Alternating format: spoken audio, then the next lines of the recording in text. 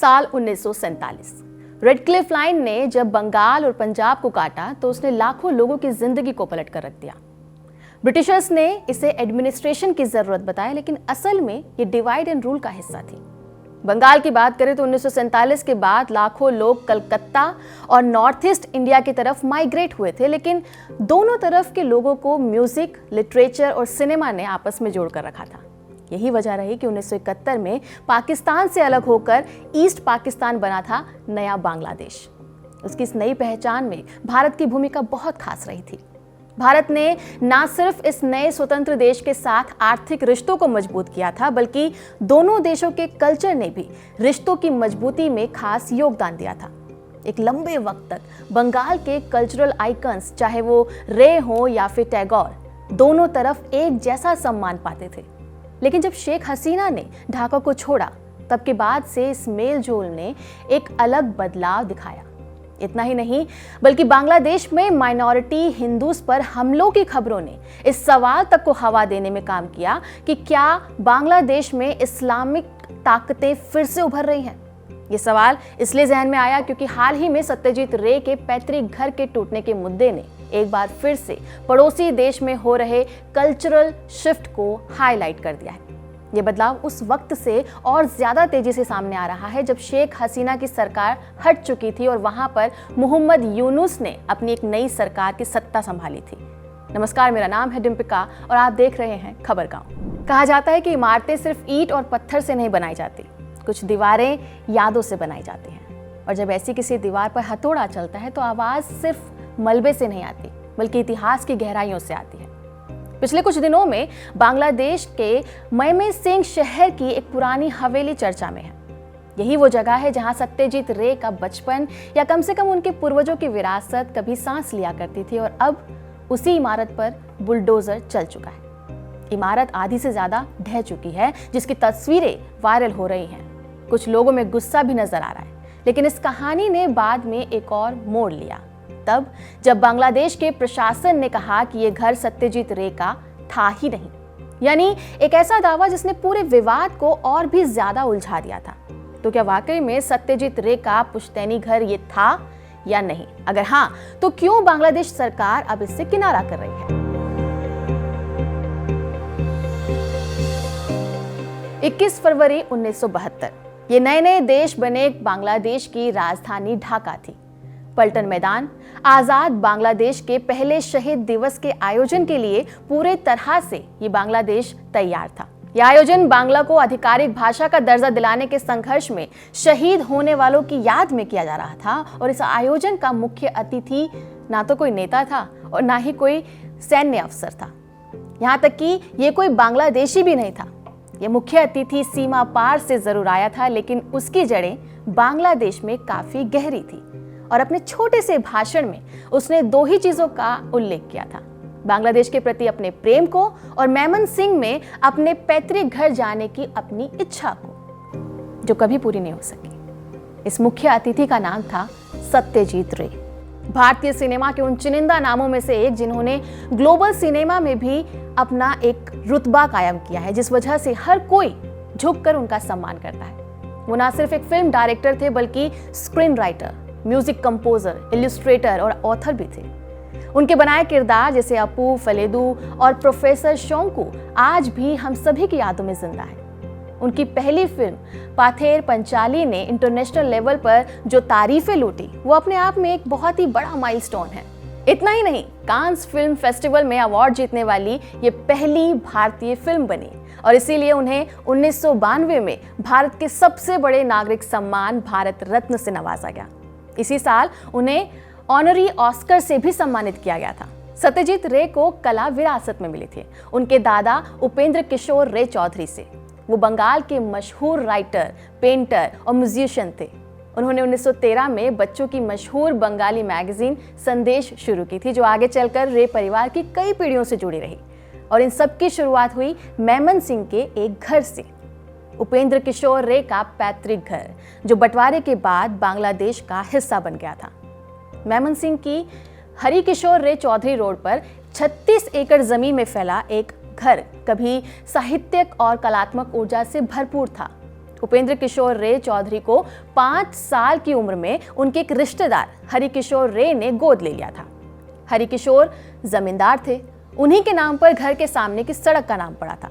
यहाँ सत्यजीत रे के पिता सुकुमार रे और उनके भी पिता उपेंद्र किशोर ने ऐसी रचनात्मक विरासत की नींव रखी जो देश की सीमाओं को तोड़ते हुए आगे बढ़ी थी। ये सिर्फ एक घर नहीं था, एक पूरा परिसर था जहाँ सब कुछ मौजूद था, प्रार्थना स्थल भी और कार्यस्थल भी। कई तालाब, बगीचे और खेल का मैदान इसी परिसर में थे।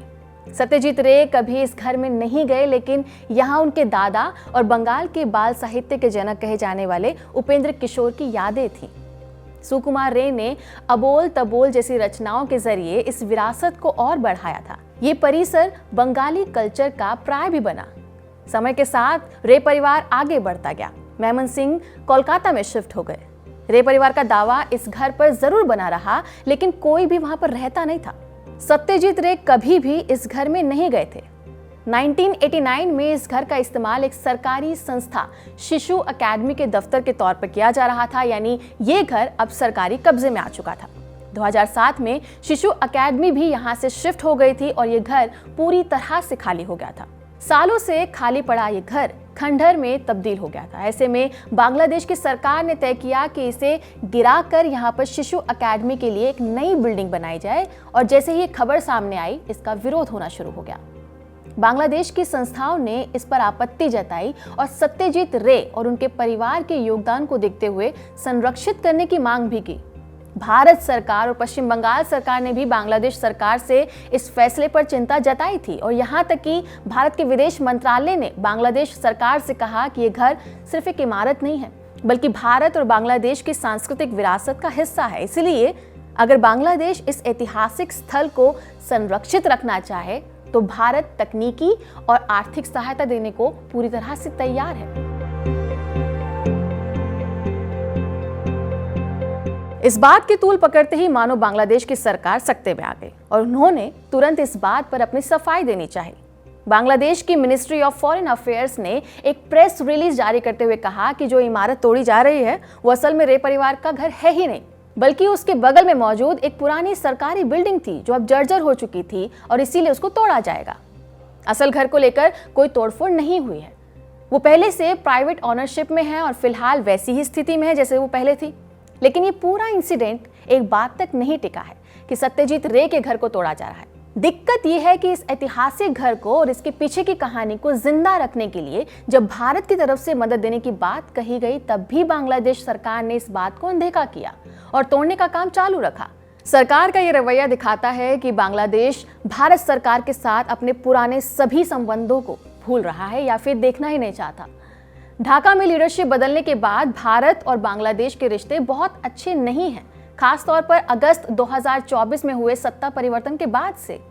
शेख हसीना के बांग्लादेश छोड़ने के बाद से ही बांग्लादेश में कल्चरल ट्रांसफॉर्मेशन देखने को मिला है और ऐसा लग रहा है कि जैसे देश अपनी पुरानी पहचान, इतिहास और भारत से जुड़े हुए कल्चरल हेरिटेज को पीछे छोड़ना चाहता है। और ये सब मैं इसलिए कह रही हूँ क्योंकि ये कोई पहली घटना नहीं है, बल्कि इससे पहले बांग्लादेश में कई आइकॉनिक कल्चरल साइट्स को या तो नज़रअंदाज किया गया या फिर जानबूझकर तोड़ा गया है।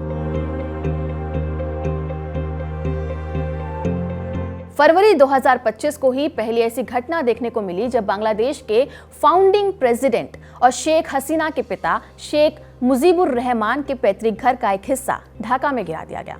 वो घर जहां उनकी और उनके परिवार वालों के साथ करीब 50 लोगों की हत्या कर दी गई थी। फिर दूसरी घटना देखने को मिली जून 2025 को, जब रविंद्रनाथ टैगोर के पैतृक घर को एक पार्किंग फी के झगड़े के बाद लोगों ने वेंडलाइज कर दिया, यानी कि किसी चीज को जब जानबूझकर नुकसान पहुंचाया जाता है या फिर तोड़फोड़ की जाती है। ये उन रविंद्रनाथ टैगोर का घर था जिनका लिखा हुआ अमार सोना बांग्ला बांग्लादेश का राष्ट्रगान है। तीसरी घटना हुई सत्यजीत रे के घर से जुड़ी हुई, जिसके लिए बांग्लादेश अथॉरिटीज का तो कहना है कि ये घर अप्रूवल लेने के बाद तोड़ा जा रहा है। वहीं IANS की रिपोर्ट के मुताबिक ढाका के डिपार्टमेंट ऑफ आर्कियोलॉजी के ऑफिशियल्स ने कहा है कि उन्होंने बिल्डिंग को बचाने की कई बार कोशिश की, लेकिन ये इतना जर्जर हो चुका था कि इसे तोड़ना ही एकमात्र उपाय है। खैर, ऐसा पहली बार नहीं है जब पाकिस्तान या बांग्लादेश में किसी फेमस हस्ती के घर को भारत की तरफ से संग्रहालय बनाने की मांग की गई हो। भारत के कई मशहूर परिवारों, शख्सियतों की पुरानी जमीन जायदाद आज भी पाकिस्तान और बांग्लादेश में मौजूद है। जैसे पाकिस्तान के पेशावर में राज कपूर और दिलीप कुमार के पुश्तैनी घर हैं, कपूर हवेली और दिलीप कुमार हाउस, जिन्हें वहां की सरकार ने नेशनल हेरिटेज डिक्लेयर किया है और म्यूजियम में बदलने की प्लानिंग बनाई गई है। वहीं एलके आडवाणी का जन्म स्थान कराची में था, लेकिन उनका पुश्तैनी घर अब एक अपार्टमेंट बन चुका है। लेकिन बांग्लादेश में अमर्त्य सेन और धीरेंद्रनाथ दत्ता जैसे इंटेलेक्चुअल्स की जमीनें 1971 के बाद वेस्टेड प्रॉपर्टी एक्ट के तहत जब्त की गई। इस्पानी परिवार जो ईरान के इस्फान शहर से थे, उन्होंने ब्रिटिश इंडिया में बिजनेस शुरू किया था और बाद में बांग्लादेश में बस गए थे। उनकी संपत्ति भी ढाका में एनिमी प्रॉपर्टी एक्ट के तहत जब्त की गई है, जो बाद में लंबी कानूनी लड़ाई के बाद वापस दे दी गई।